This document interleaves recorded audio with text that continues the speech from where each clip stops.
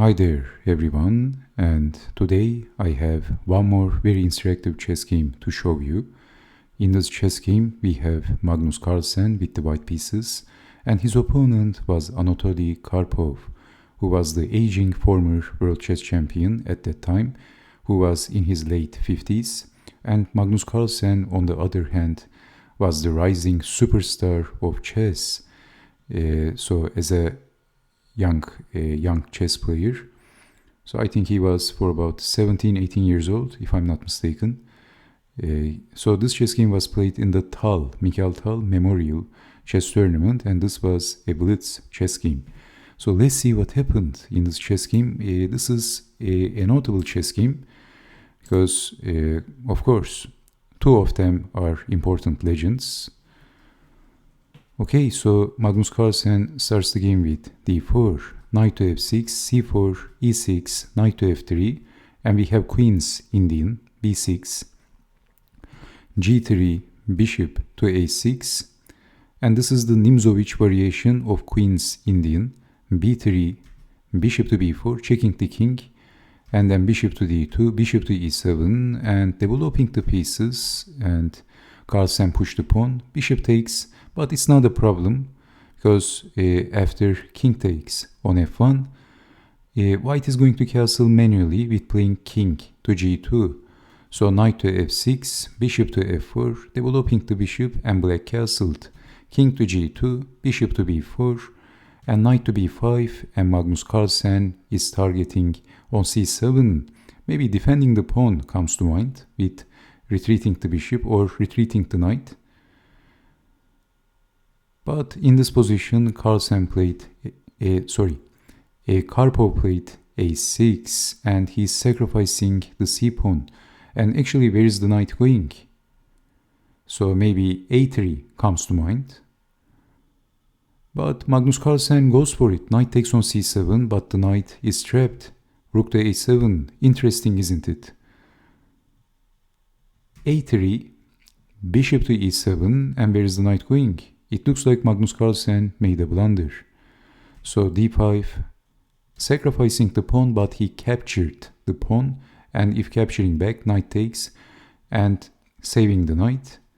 But Karpov played g5, and attacking the defender of the knight, although black can capture the knight with the rook, and he can get two minor pieces, but queen takes queen is also possible. So we have knight to d5, and let's take it back. If bishop to e5, then exchanging the queens, and then black can push the pawn, and where is the knight going? So both of the pieces is going to be under attack, I think. So it's a little bit complicated, and we have g5 and knight to d5.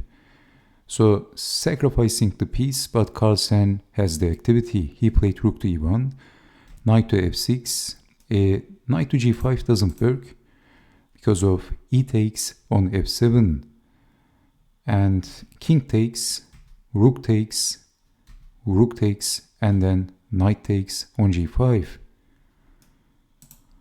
So knight to f6, e takes on f7, and we have king takes on f7. Well, you might also think what happens if rook takes on f7. Well, this is actually losing the queen.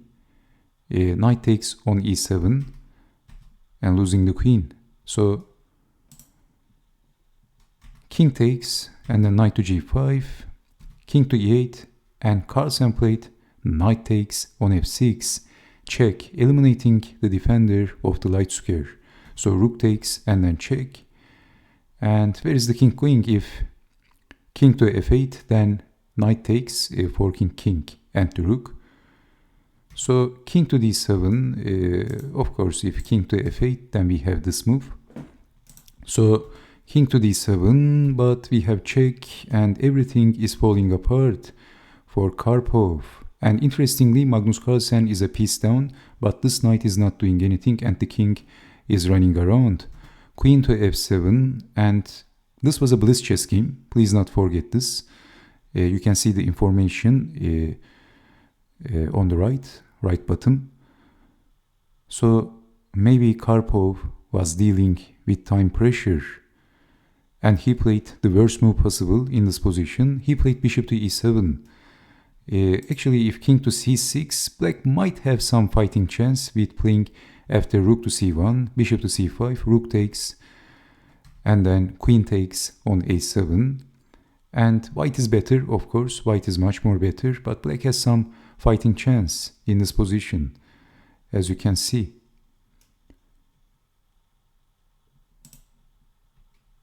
But in this position, after queen to f7, we have this move and pinning the bishop is pinned.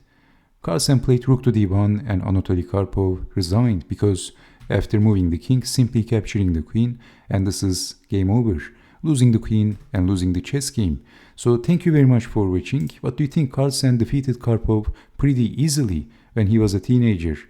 And actually Magnus Carlsen's FIDE rating at that time was something like 2775 or something.